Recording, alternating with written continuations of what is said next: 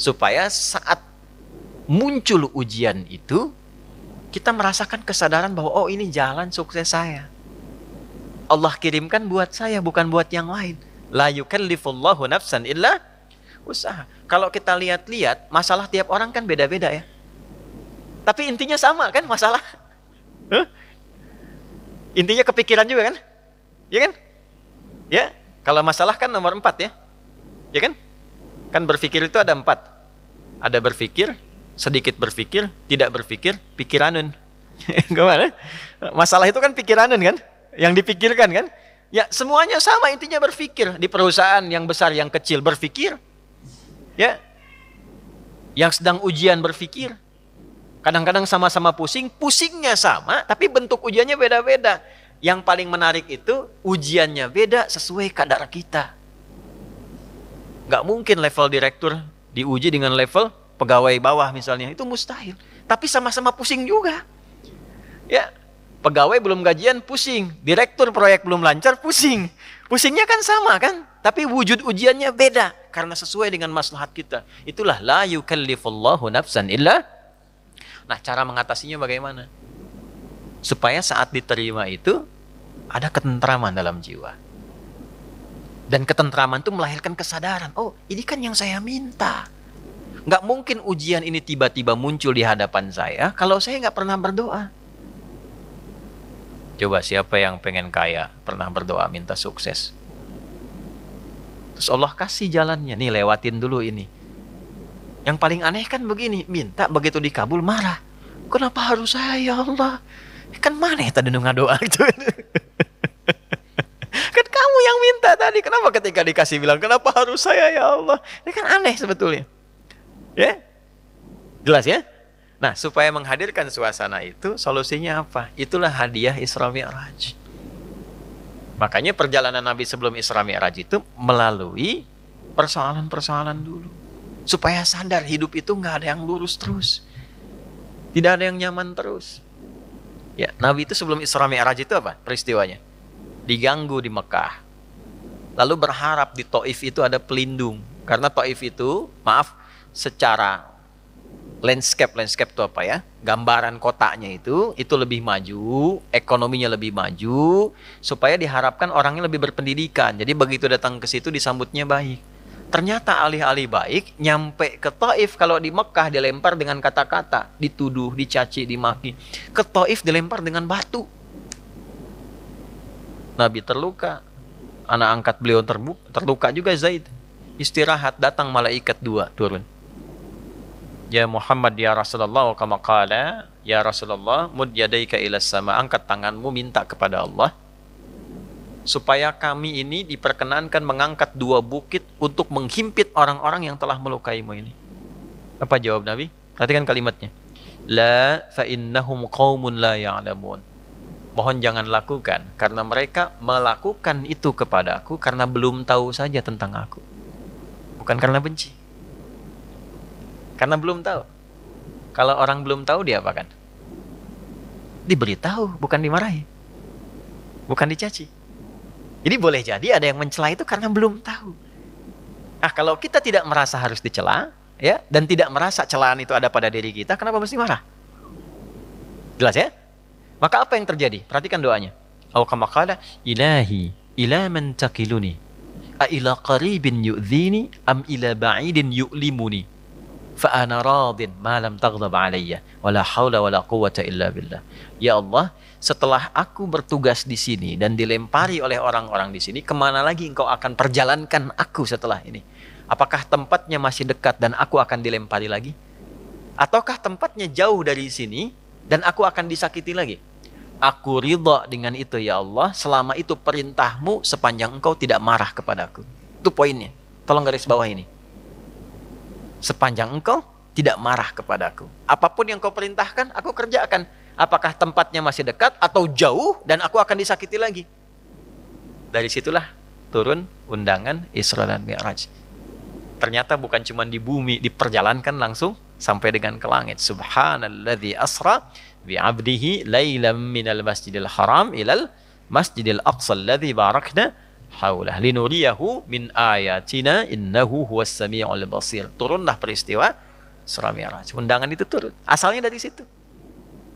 Jadi ketika kita itu sadar bahwa semua apa yang kita alami ini ujian dari Allah untuk membantu kita meningkatkan kualitas hidup, mengabulkan doa kita, disitulah anugerah akan turun. Tapi kalau kita banyak mengeluh, capek. Ya, ini saya kasih gambaran gini. Ibu tahu cacing nggak? Cacing tahu ya? Mas tahu cacing ya? Pak, cacing itu kalau saya punya wajan tuh buat gorengan, panasin. Cacingnya dikesituin tuh. Ya. Kalau belum panas kan dia diam ya. Kalau udah dipanasin dia ngapain? Ah, rungkel-rungkel tuh. Orang Banten rungkel-rungkel. Ya. Ngapain cacingnya? Hah? Gerak-gerak gitu kan? Gede. Kenapa? Kenapa? Panas. Bukan. Bukan. Bukan karena kepanasan. Karena cacing tidak bisa mengeluh. Aduh, panas. Aduh. Enggak. Dia bergerak mencari solusi. Ya. Ya kan? Pernah nggak dengar cacing? Aduh, nggak pernah kan? Kenapa harus saya? Kenapa? Nggak pernah begitu. Kejamnya, oh, nggak pernah. Ya. Yang dicari solusi. Nah, cacing dihisap tidak? Tidak. Kita dihisap tidak? Cacing tidak dihisap, tapi menjadi umpan untuk makanan kita. Kita yang sering ngumpanin cacing, tapi nggak belajar dari cacing tuh. Kenapa harus selalu ada keluhan? Yo, cicak. Cicak makanannya apa? Nyamuk. Cicak bisa terbang nggak? Nyamuk bisa terbang. Di mana logikanya hewan yang tidak bisa terbang, makanannya terbang? Tuh. Tuh kalau nyamuknya pintar, dia punya akal. Ya, jadi mainan cicak tuh. Cicak, gitu kan? Ya, tapi lihat kuasa Allah tuh. Orang tua kita cuma ngajarin sedikit. Cicak diam-diam datang seekor.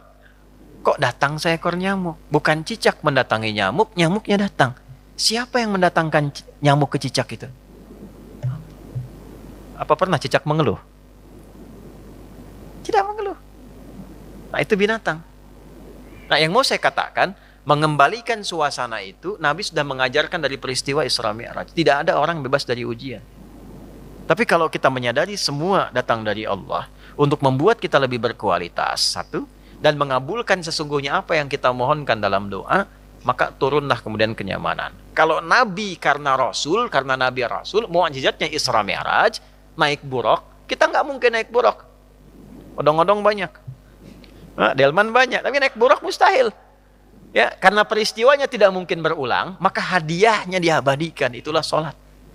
Itulah sebabnya panggilan sholat itu bersanding dengan hajat. Karena itu sholat disebut dengan hajat. Kebutuhan.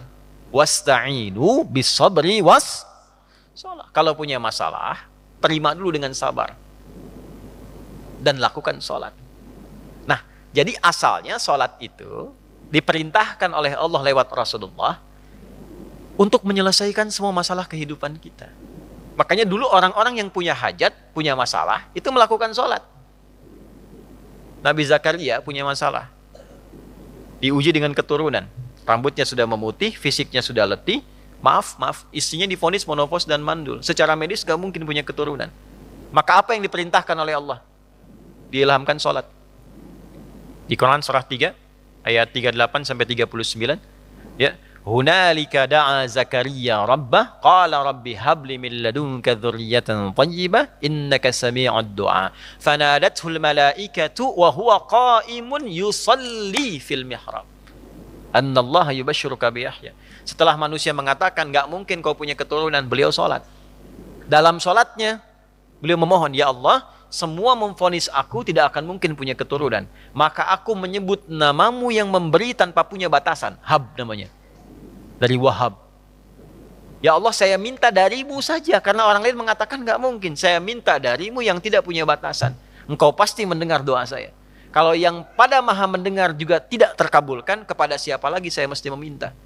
Maka langsung turun jawaban. Padahal beliau itu masih berdiri dalam sholatnya, belum selesai sholatnya. Fanadatul malaikatu, turun malaikat, wa huwa qa'imun yusalli fil mihrab. Sedangkan beliau masih berdiri dalam sholatnya. Turunlah berita disampaikan akan punya anak namanya langsung dari Allah, Yahya. Nabi Musa sholat. Musa itu sholat. Quran surah 20, Thaha ayat 14. Innani anallahu la ilaha illa ana fa'budni wa aqimis salata li dzikri. Nabi Isa sholat. Quran surah 19 ayat 31 sampai 33. Wa awsani bis shalah. Allah memerintahkan padaku untuk sholat. Nabi Ismail sholat. Quran surah 19 ayat 55. Wa kana ya'muru ahlahu bis shalah. Bahkan Nabi Ismail itu meminta semua keluarganya jangan tinggal sholat, jangan tinggal sholat. Itulah sebabnya kenapa sholat itu menjadi yang paling pokok dalam hidup dan tidak ada alternatifnya sampai meninggal. Kenapa? Karena Allah menginginkan semua masalah kita selesai, tuntas. Saat sholat kita minta, rukuk, sujud, selesai masalahnya. Zakat itu wajib kalau ada kewajibannya berlaku. Sampai nisabnya, keluar zakatnya. Tapi kalau belum sampai batasnya, nggak ada kewajiban zakat. Puasa itu wajibnya kapan? Ramadan. Kalau tidak Ramadan, tidak wajib, kecuali nazar. Ya. Dan saat Ramadan pun kalau nggak mampu, masih bisa diganti. Kalau tidak qadha, fidyah. Haji wajib nggak? Kapan? Bagi yang mampu. Tapi sholat, semua berlaku, berdiri. Nggak bisa berdiri, nggak mampu, duduk. Waqu'uda. Nggak bisa duduk, berbaring. Nggak mampu berbaring, isyarat. Nggak mampu isyarat, berkedip. Dengan kedipan selama masih sadar. Nggak mampu berkedip, disolatkan. Kan sudah selesai. Ya. Ya, sampai titik akhir tuh. Ya, sampai titik. Kenapa? Karena Allah tidak menginginkan semua hambanya siapapun punya masalah yang tidak selesai. Duduk punya masalah, selesai. Berbaring punya masalah, selesai. Itu masalahnya. Dan tidak ada orang hidup yang tidak punya masalah. Ini subuh kan baru berapa menit tadi kita lewat tuh? 30 menitan. Ada nggak yang nggak punya masalah sekarang? Nggak ada. Nanti subuh ke zuhur pasti punya masalah lagi. Kalau sholatnya benar, selesai.